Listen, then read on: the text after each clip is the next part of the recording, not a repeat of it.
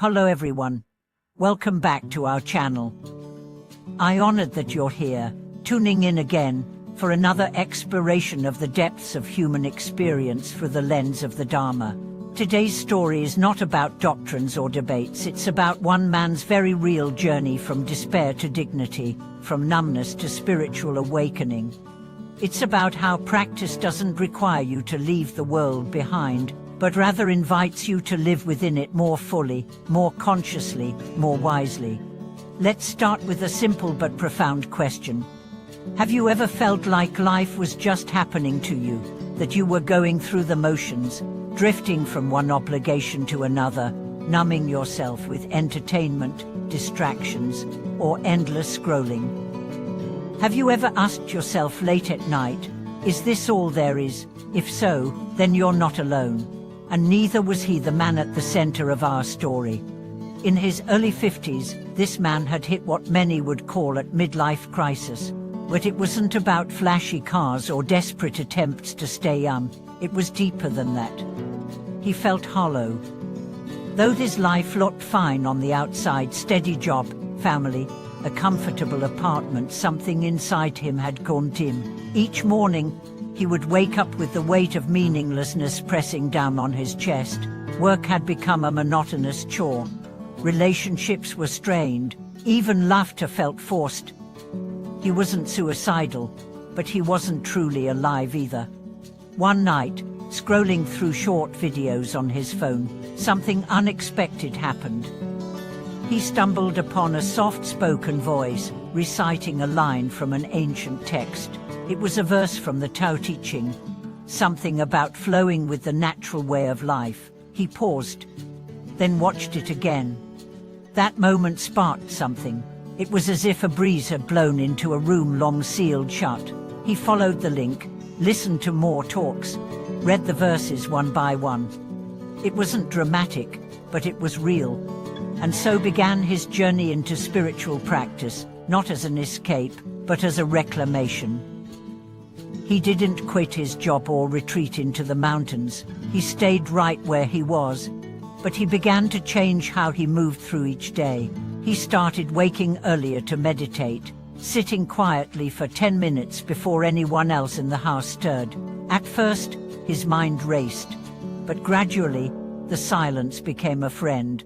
He found himself less reactive at work, more patient with his spouse, and unexpectedly, more attuned to small joys like the warmth of sunlight or the rhythm of rain. His story isn't unique. Many of us reach a point where the old ways of living no longer sustain us. We seek meaning, but not in abstract ideals. We want to live a life that feels anchored, real, whole.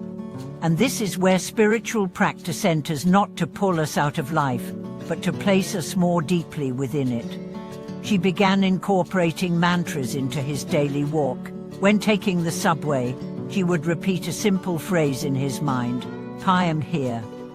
He started preparing meals more mindfully, turning cooking into a form of meditation. Washing the dishes became a sacred act of gratitude. He didn't need a temple.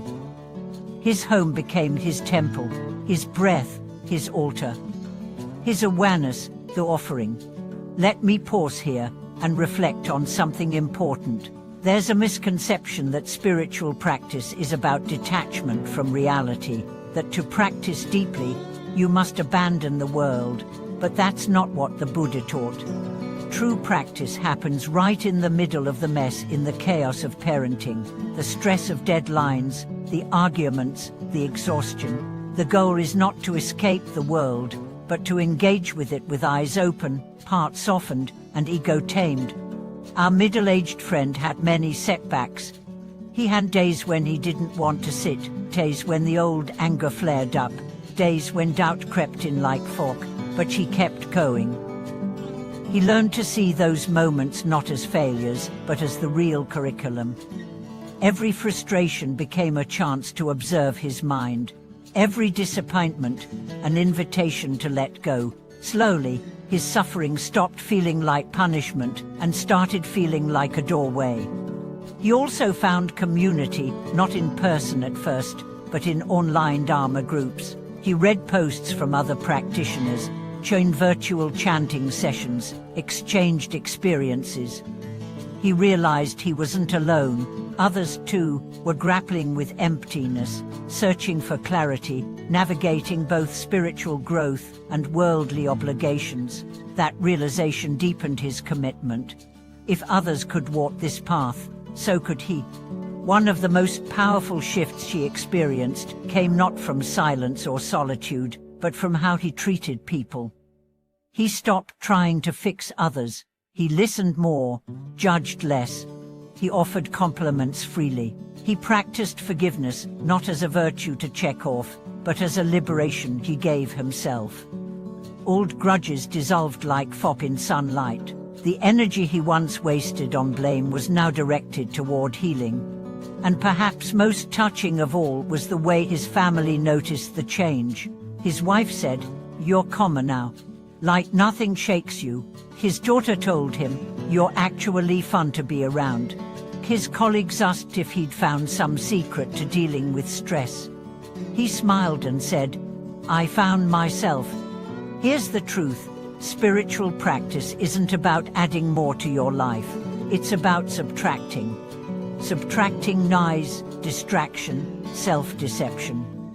What remains is not emptiness, but essence.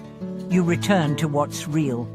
And it's important to emphasize this. You don't have to be perfect to practice. You just have to be sincere. One breath of presence outweighs hours of empty ritual. One act of kindness outweighs 1,000 lectures. What transforms us isn't the quantity of practice, but the quality of intention. This man now calls himself a beginner, even after several years of daily meditation. He says, "Every day I sit is a reminder of how far I have to go, but also how far I've come." That's humility, that's growth. That's the sign of true practice. To everyone listening, if you've ever felt lost, if you've ever questioned your worth, your purpose, your path, know this. You don't have to figure everything out, you just have to begin. Begin by sitting with yourself. Begin by noticing your breath. Begin by forgiving someone. Begin by offering kindness. Begin by listening deeply to your own suffering, not to fix it, but to understand it. That understanding is the beginning of freedom. I want to invite you to take a small step today. Maybe it's 5 minutes of silence. Maybe it's putting down your phone during dinner. Maybe it's writing a letter of gratitude. These small acts are not small. They are sacred. They are seeds, and one day they bloom into something unshakable. If this story moved you, please like this video, share it with someone who might need it, and subscribe for more stories of real transformation. Together, we are not just learning about awakening, we are living it. Thank you for watching this video. May you walk your path with courage. May your practice bring peace, and may you rediscover the music of your life, one mindful step at a time.